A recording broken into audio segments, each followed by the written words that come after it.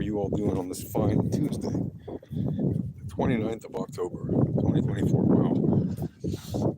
Fun fact, back on this date in 1996, I published the first ever edition of the Daily Dose, which was at the time the internet's first clean email joke list. Quickly evolved into a joke site as well. And yeah, the rest is history. What a fun site that has always been to me. So anyway, thedailydose.com. Yeehaw. Happy birthday to the Daily Dose. Now about good old Bitcoin. Shall we just jump right in? Why not? Okay.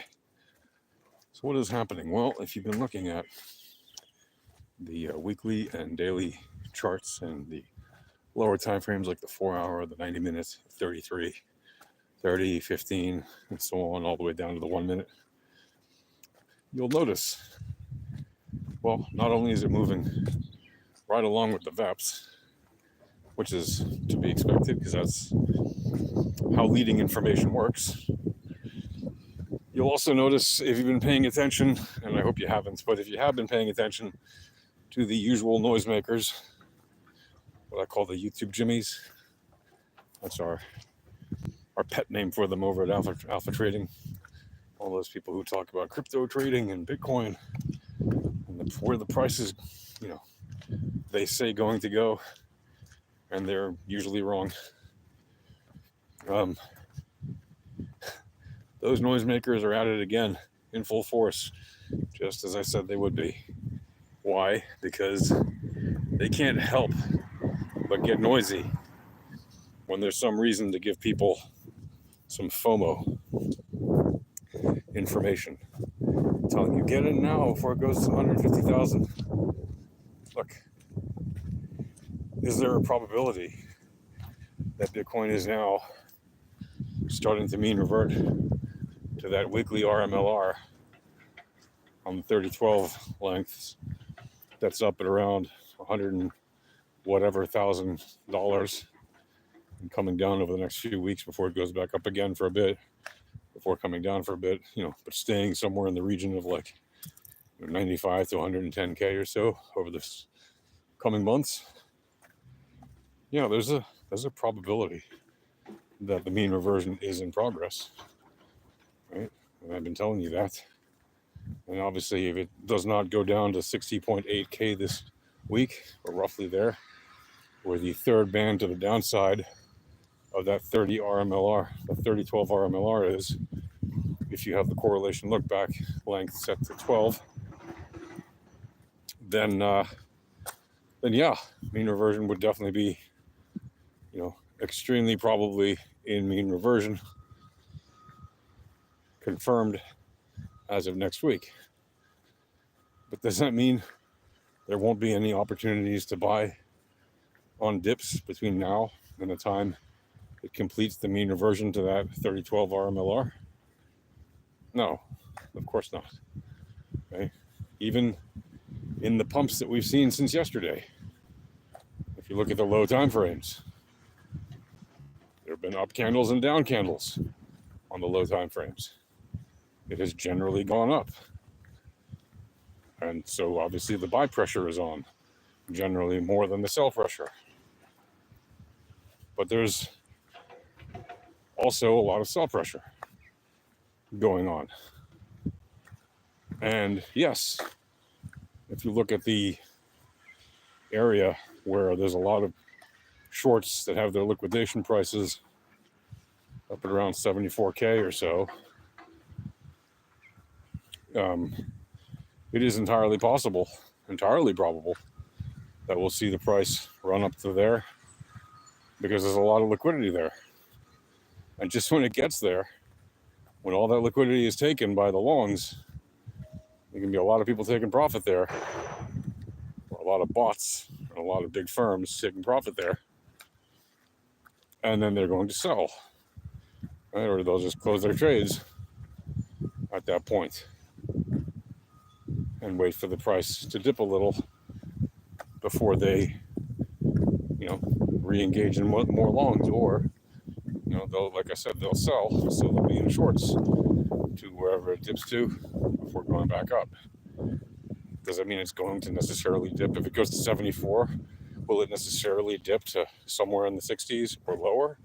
No, not necessarily, but there are probabilities.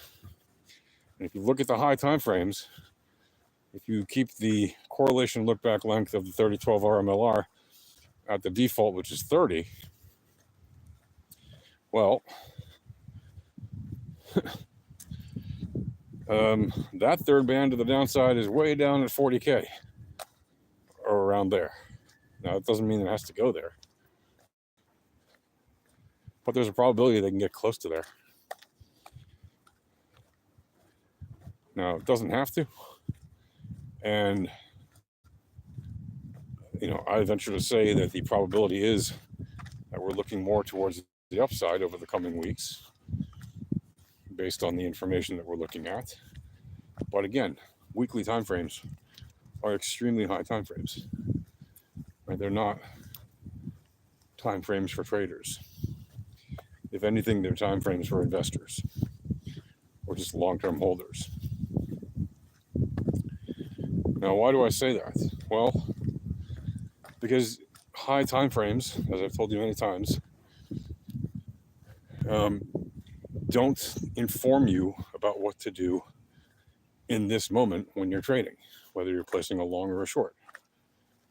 Right? They don't inform you whether or not to take profit on your long or your short. You have to look at the lower time frames. You have to look at the time frame you're actually trading on. So if you're trading intraday, if you're a day trader or a scalper, then you need to look at the time frames relevant to what you're actually doing, right? So even if you're, let's say, just placing 1 to 3 trades a day, and that's all you want to do in a 4-hour period, 8-hour period, 6-hour period, whatever, you're better off at least monitoring what's happening, not just on the 4-hour time frames, but on the 90, the 33, the 15, even the 9, 6, 3, 1 minute. Why? Because that'll show you where the changes are actually happening, right? Relevant to the time frame that you're looking at as your trading time frame. 4-hour time frame is a very high time frame. Last I looked at it, the 4-hour time frame is in a trending move, and that's wonderful. That's great. We love trending moves, but you got to keep an eye on that time frame and that trending move, because lower time frames can quickly end that trending move or run it right back into a random walk. And then you got to be real careful and know what's happening on the lower time frames, right, to make sure that you don't get stuck in the wrong position when it's going the other way. Suddenly it turns around on you and your unrealized gains quickly become less than they were, and if you're not careful, they quickly become unrealized losses. And then you've got to either pull the bandage off immediately, which is what you should do if you're in an unrealized loss position, because it's better to lose $1 than to lose $500 or $1,000 or $1 million or whatever,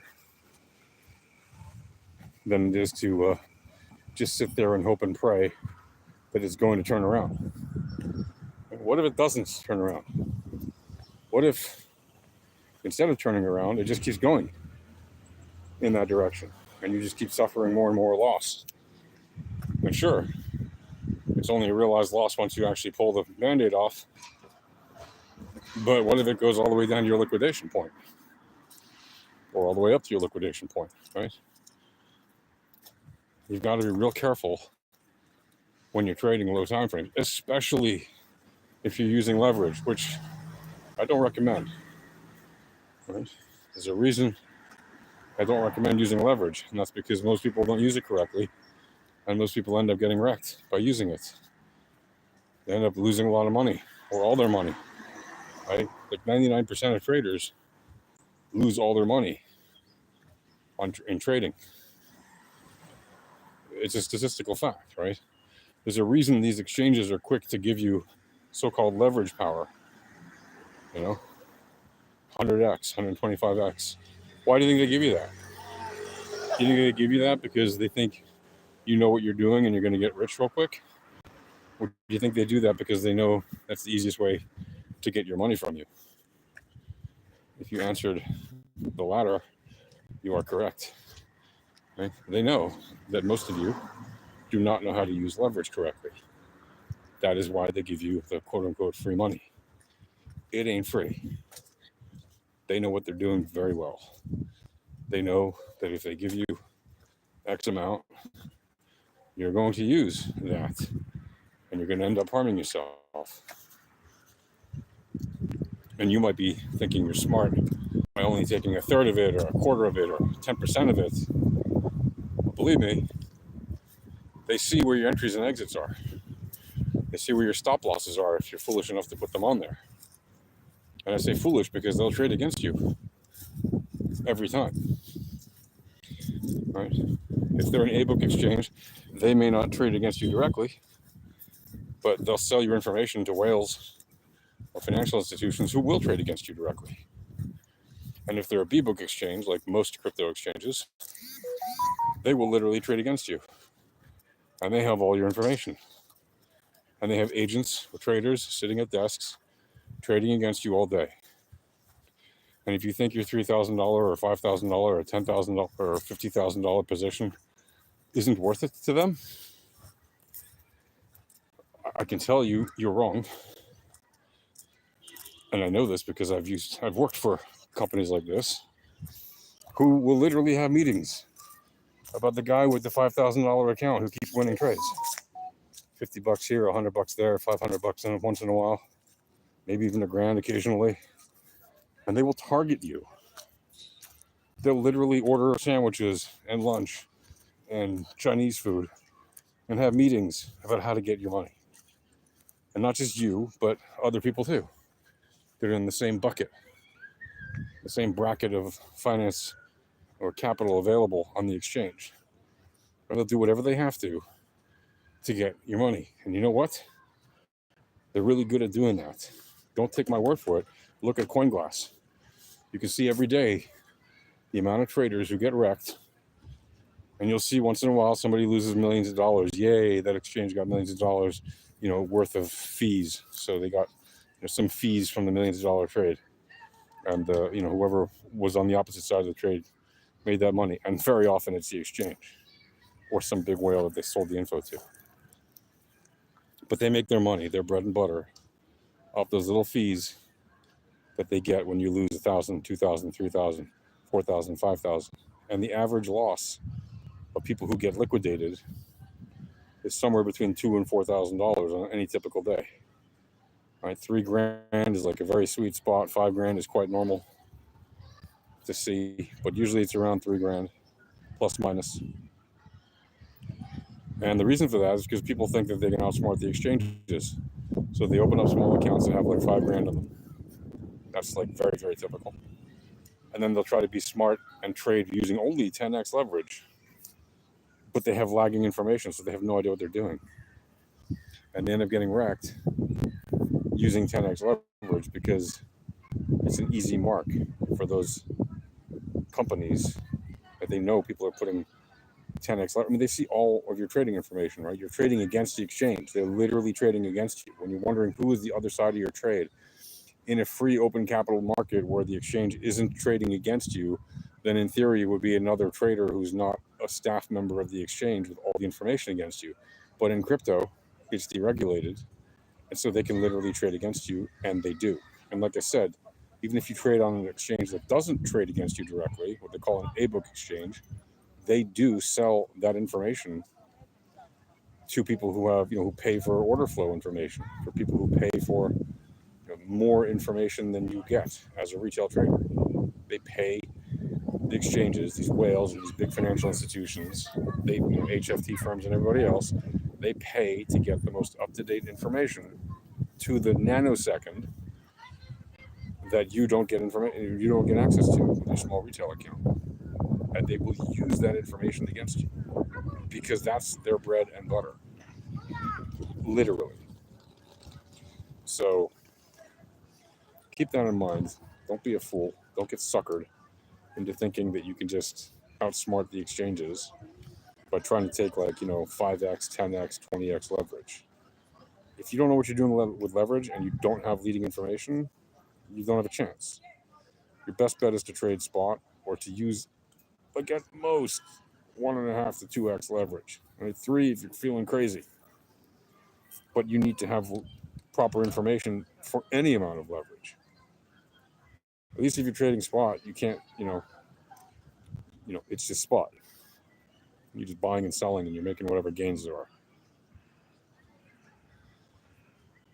But if you want the leading information, all you got to do is go to Alpha Trading's Discord. That's at alphatradinghq.com/Discord.